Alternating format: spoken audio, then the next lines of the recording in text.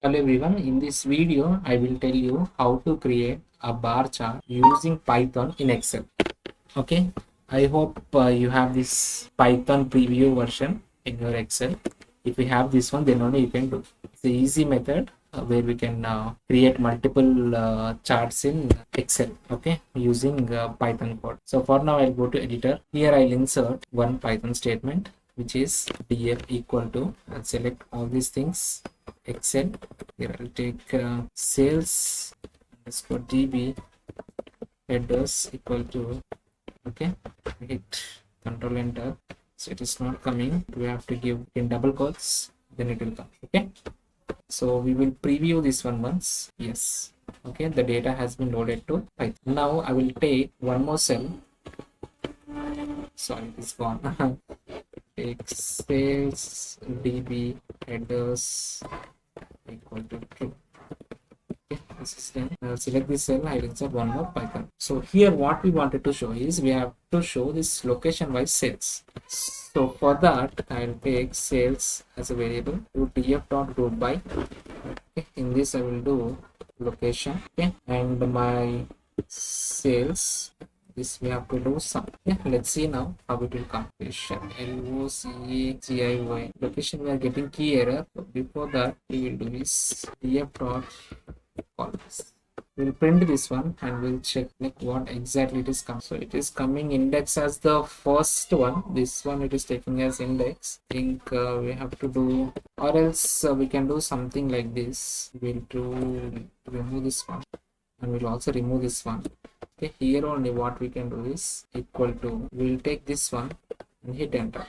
Okay, now we got this one, keep copy paste here. Okay, now we got this one, we'll take print df.head. Let's see what it will print. Okay, it is printing correctly, and this header also is coming, or else we can do only columns.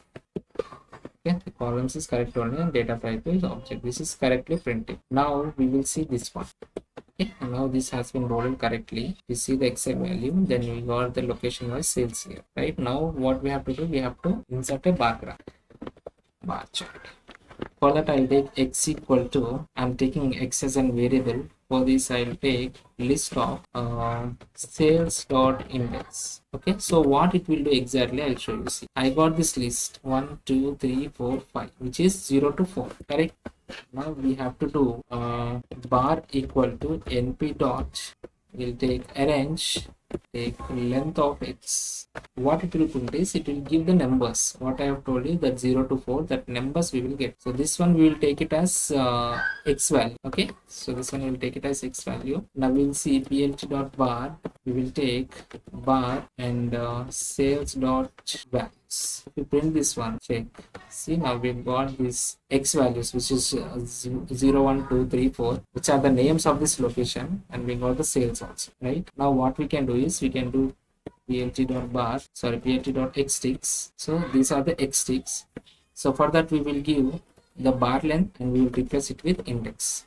Okay, so at the starting, if you observe, when we print this one, we got these names, and when you print this one, we got 0 1 2 3 4. Okay, so what we are doing is plt.xticks means in xticks starting we are mentioning the length, which is 0 1 2 3 4, and those length of those indexes should be replaced with this name. Okay, list name. So we have got this one. Now we will take the data labels for I in range length of x. Okay, in length of, what is the length of x? Our each name, these names are our x.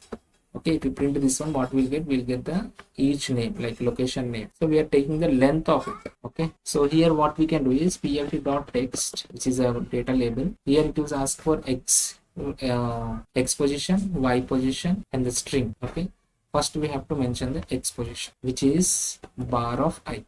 Okay, now we have to give the y position. What is y position? Y position is this one. This is x position and this is y position. So y is our sales, right? Sales dot values give y. So we have got x position and y position, and now we have to give string of sales dot values. Okay, now if you print this one, we have got the data labels in a list. Okay, so actually what we need each number to be printed over there, but it is giving the list, right? So for that, what we can do is take bar sales. Here we can give I, which is each one. I mean, like each location sales. Okay, so we have given this one, and we will give horizontal alignment equal to center. Okay, so now it is got center, but it is touching these bars. So for that, we will maintain, like we will give 10 more points additional. It's not moving. 20. Okay, it is a little bit more. Like will be 50. I think this, if we give this lt dot y limit, give 0 comma max of sales dot values plus 200.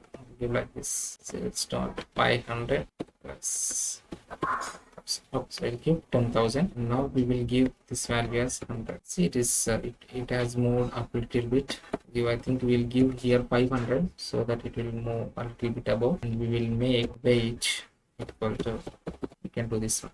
So now we have got these sales. This is okay, but sales equal to sales dot sort values, something equal to 4.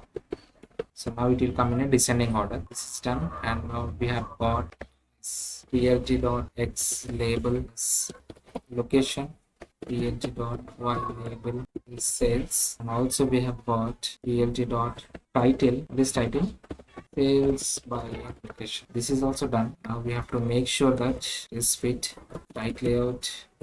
Okay, so we remove these ones and reopen it so that you will get exactly.